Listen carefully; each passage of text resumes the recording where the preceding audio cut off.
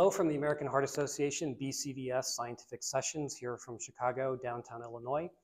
My name is Edward Thorp. I'm a professor at Northwestern University's Feinberg School of Medicine, and I'm privileged to be joined here with Dr. Zhang, who's an expert in cardiac repair and therapeutics in the heart. Welcome, Dr. Zhang. Dr. Thorp, thank you. It's a great honor to be interviewed today. I'm Zhang from UAB. I'm a department chair of biomedical engineering. It's a joint department from School of Medicine and School of Engineering. Thank you very much. Nice to talk to you. And so I was happy to host and moderate the session on cardiac repair and cardiac therapeutics. And you talked about this very interesting study that you just published in Circulation just last month. And in this study, you discovered that there was arrhythmias after the implantation of iPS human cardiomyocyte spheroids. And so I was wondering if you could just share with the audience some of the impact and implications of this important study. Thank you, Dr. Thorp, for this important question. We try to address that one of the most significant problems in the cardiac repair using the iPSC-derived cardiomyocyte for heart with myocardial infarction. So this field has been very active for the past 10, 20 more years. Many significant clinical trials. The field and the clinical trial encounter some barriers and issues.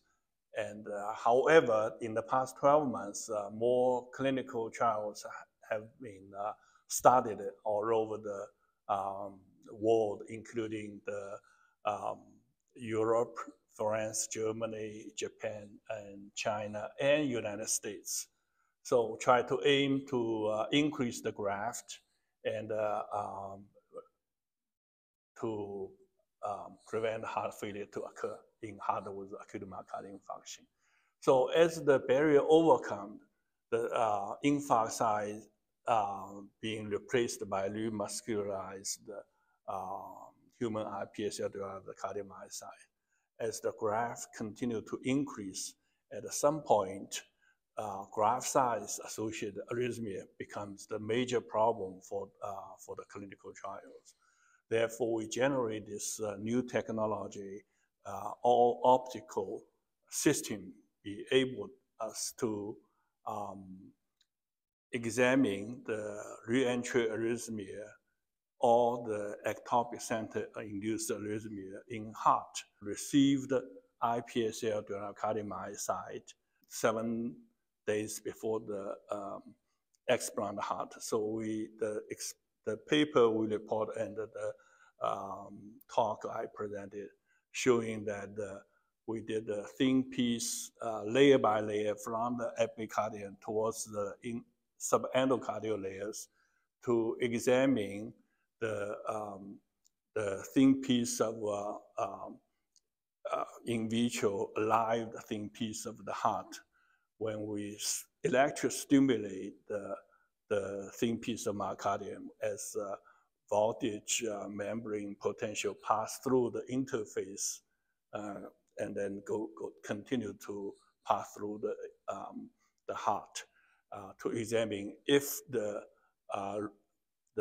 electric signal pass through the interface will cause re-entry arrhythmia, or we have the system to optogenetically stimulate the grafts to see if the excitation of the grafts can go out of boundary, trigger the entire heart to beating that will generate a ectopic center-induced arrhythmia. So that's the novel system in large heart, examining layer by layer to examine the grafts associated with arrhythmia. And we found that it's a good news for all the iPSC derived cardiomyocyte therapy clinical trials that we found that grafts can synchronize to the recipient beating regularly and in the given time window indefinitely at a pacing rate of 1 hertz, 2 hertz, 3 hertz, and 4 hertz. That is 240 beats per minute. The explant heart study can continue beat without arrhythmia problem. So this also indicates that the engineered tissue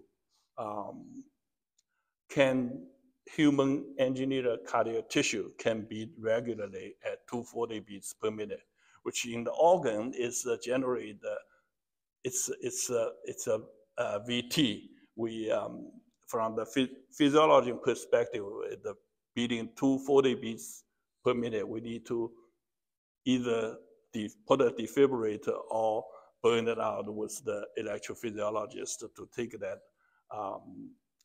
beating out. But in the in vitro setting, engineered tissue, it can beat 240 beats per minute regularly and indefinitely with a given window. So this is very, very helpful for the clinical trial using the human iPSC-derived cardiomyocyte. However, in that report, in the paper, and also in my presentation, we have found individual experiment that the excitation of the grafts as the EP signal pass through the grafts interface and going out, there's a significant grafts going to the wrong direction. So that brings a significant concern. If the activation goes out the boundary of the graft, it will trigger either re-entry arrhythmia or ectopic center-induced arrhythmia. Fortunately, in this experiment, this heart, the excitation of the grafts did not go out the boundary. So it did not trigger the arrhythmia. But because the arrhythmia, lethal arrhythmia is such an important and significant problem for the clinical trial, this also brings the concern. So going forward, the finding tells us that we need to generate, we need to work with the bioengineer to generate better cell line, better engineer, or maybe even better defibrillator for help the clinical trial to be successful. Fascinating. And I believe this approach, this optical approach with the optogenetics will be very useful to the field to try to optimize the procedures and reduce arrhythmias in the future. Now, in your session, you also discussed an interesting new mRNA technology that you coupled with trying to target various cyclin pathways in the cardiomyocytes. And so I was wondering how you think this approach differs from some of the past work you've done in which you've used a lot of cellular therapy to help the heart heal. That's such an important question for our field. So our field has been kind of dominated by these cell products for myocardial repair or regenerative myocardial for heart with acute myocardial infarction for almost 2 decades. So lots of preclinical, clinical trial has completed, reported. The clinical trial has encountered a significant problem just before the pandemic.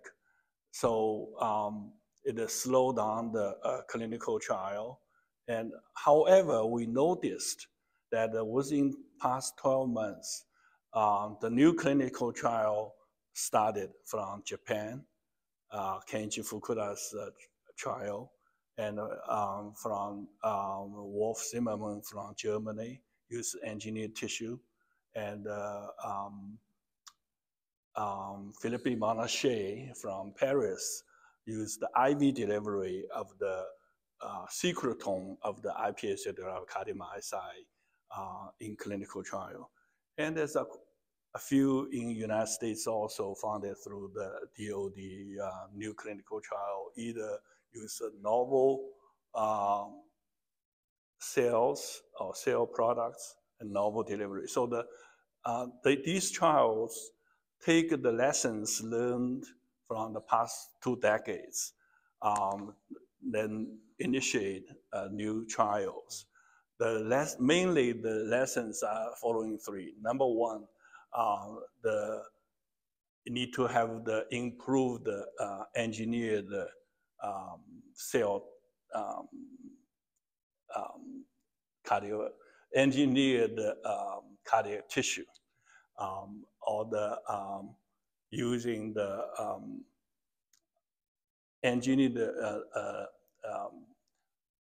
selection of the best cell type, which now I think let's see, in one or two of these new trials used cord tissue-derived, Wharton tissue-derived mesenchymal stem cell. These are adult stem cell and more immature, and in the transplantation, they assuming can generate better effect of the repair the injured heart. And so better cell type is number one. Number two is the improved delivery. So instead of put the needle into the heart, direct myocardial injection, there's trials in Paris and in the United States to use IV delivery of repeated delivery. So Philippe Monachet is using the secretome. So the iPSC-derived cardiomyocyte in the culture secret, they take the extracellular vesicle and concentrated medium, everything together, put into the IV repeatedly. He did the pre-study in patient with COVID, during the COVID, so that every minute is patient is under the supervision. So IV delivery of the same secretome from the iPSC-derived cardiomyocyte. The findings are reported in the peer-reviewed journal. So these secretomes are safe, but we do not know how effective it is. So that's the second. The delivery improved. That's the trial. The third new things for this clinical trial is patient selection.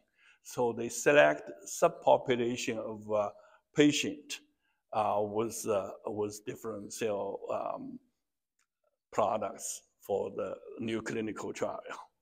So the idea is heart failure is a spectrum of severity of disease. It's not the one type of cell can cure the entire population of heart failure. So they, with the past 2 decades of clinical trial, this new trial select the patient with LV dysfunction without genetic problem using the bone marrow mesenchymal stem cell to treat these patients. So these are all started within the last 12 months. We do not know how this clinical trial will turn out. Hopefully, one or a few of these trials will be successful. Then the engineer will come in to help improve the delivery and efficiency. So that's the cell products part of that. My excitement, my idea, and my talk today is based on the modifying technology. So we have published that report using the cardiomyocyte specific targeting using the modifying technology, targeting the cyclin D2, which is a key regulator of a cell cycle, targeting the cardiomyocyte D2 and make the overexpression can turn back the clock of adult heart, increase the cell cycle, which is demonstrated in that report that we did the in vitro study, just the iPSC or young iPSC in culture, with and without modified any intervention. The cells receive modified after 7 days and 14 days, the cell size increased 50%. Myocyte compared to the without the intervention, myocyte do not proliferate. So in vitro, cell number increased 50%. In vivo, we have seen in different level of molecular, cellular, single nuclear NIC, demonstrating that the cell cycle are increased in receiving the modified cyclin D2 targeting, and emphasize the significant decreased. So that's very exciting from my perspective compared to the cell products. what we have been trying in the past 2 decades, use millions and 100 millions of cells, myocyte, deliver into the heart with myocardial infarction, lost 99 or 95% of cells a few weeks later. This is not very efficient. With the modified RNA, we're targeting millions of recipient heart cells. If we are successful, make the turn on the cell cycle, that would be very effective intervention. Nice. So my thought, my hope is more lab can try to get into the field, use modified RNA to targeting the myocyte to turn back the clock to see if that can repeat with other lab, can improve the technology, can debate to move the field and technology better. The modified technology already saved the planet with the COVID-19. That's the modified technology. Save the planet. Now the technology can be utilized to cancer, to heart. We'll see in the next 5-10 years, it will significantly impact our patient care. So it's a very exciting time. Yes, yes, it'll be very interesting in the future to determine how these modified technologies and the mRNAs converge with the history of the cellular therapies and how that can lead to more personalized medicine approaches. And so, Dr. Zhang, I want to thank you for your time, for your presentation of your impactful work that's also going to fuel researchers in the future to utilize your systems and your approach. And with that, I want to thank everyone for attending and see you next year. Thank you for the opportunity to present, and thank you for another opportunity to tell our community that my idea and my excitement, and I hope we'll have more research using the modified RNA, targeting the turn back the clock, repair the myocardial infarction, and prevent the heart failure to occur. Thank you. Thank you, absolutely. Thank you. Thanks, Dr. Zhang.